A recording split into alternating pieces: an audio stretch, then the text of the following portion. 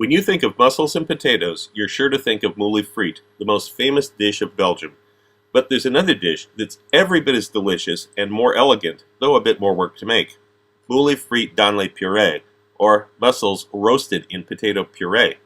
This is equally well suited as an appetizer with a glass of white wine, or as a bar snack with a liter of dark European beer. The best part is it can be prepared well in advance and then finished up just 2 minutes flat by flash frying it. I'm going to begin with the more liquidy ingredients here. I've got 30 grams of blue cheese. This is really just for background note, kind of like when you put anchovies in some Italian dishes. You won't really taste the blue cheese in the end, but it'll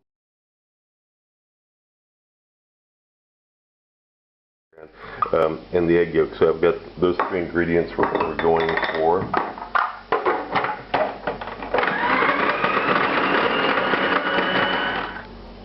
Next we have the potatoes. Again, kind of like the gnocchi, you don't want to have them like completely mushy. They have a little bit of texture, a little bit of give in them. They're cooked all the way through, don't get me wrong, but they're not hammered. They're not floating in liquid. So I'm going to grind these a little bit.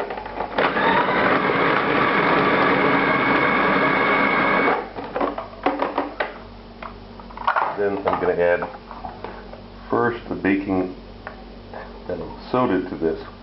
Try to neutralize some of that acid that's in there from the sour cream and the sweet blue cheese.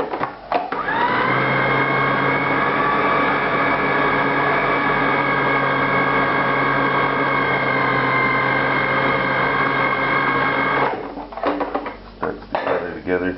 Now we're going to add baking powder.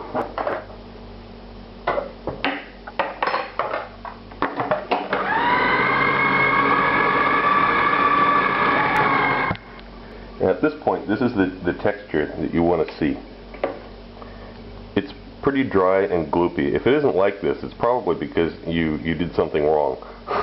It's not quite the right consistency, but it's close. Now I add a little flour.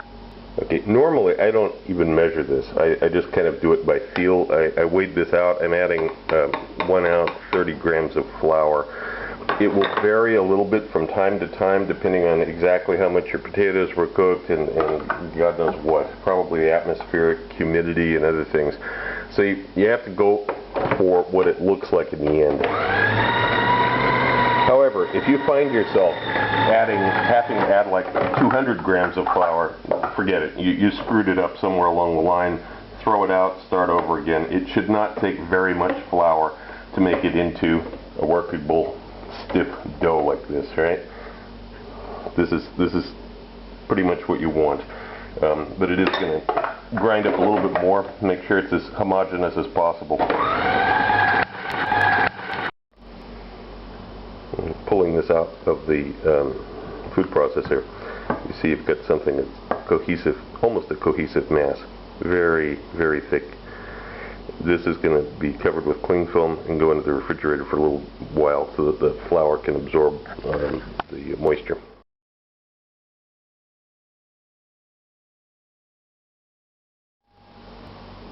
I'm using frozen mussels on the half shell, green-lipped mussels from New Zealand. You can get fresh mussels and use those. That's okay too. The first thing you got to watch out for is those little fibers, of course, the beard. Pick them free. Now, this part, a lot of people eat it, the lip itself, but this is chewy and rubbery, and the experience of eating these will actually be a lot better if you get rid of this. What I do is I pull this off and I save this. I save these little bits for making, throwing in with a shellfish stock. These are very nice for that. And without that, when you eat the rest of this mussel, really delicious, much better. And of course we got the little abductor mussel here on the shell. And just take a spoon and scrape that off and rinse the shell. Here's how we're going to stuff them. We put a little bit of potato down inside the shell first. Then you take the mussel, you open it up. It's got an open side. You put that open side down like this. This will not only give it a nicer shape when you're done, but it'll also prevent the oil from rushing into the mussel later. And then you take this, don't put too much, don't go crazy so you've got an inch of the potato over the top of it, but that was a challenge to do, is holding it with the camera at the same time. Okay. Yeah, just kind of neaten it up. It won't take too long, Sure. After you practice this a couple times, these will go really fast. And after a couple minutes, you get some of them lined up. I'm putting them on a silk pat on the baking sheet to not only to make cleanup easier, but also the insulation of the silicone mat will keep them from burning on the bottom. So these get popped into the oven now.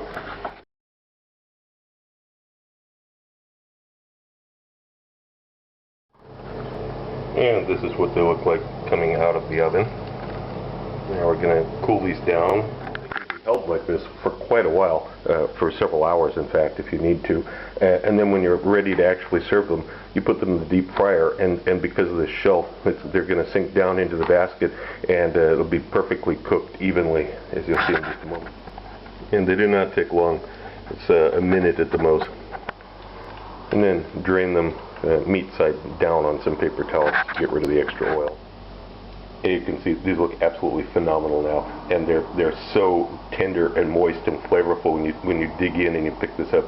Just put like a little bit of green onion on them and serve them with some sauce on the side, or of course you can do more elaborate plating if you have the time, and if you want a more sophisticated look for your plating, take some green onion, slice it in diagonal short lengths like this, put it into a sieve, and then deep fry it for a few seconds, take it out, drain it on a paper towel, salt it, and then you've got a garnish that you can.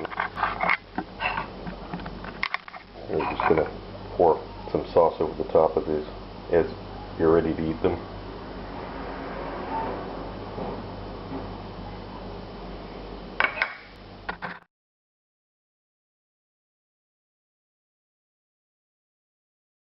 Also look for my cocktail book, Cocktails of the South Pacific and Beyond, Advanced Mixology, available through Amazon online.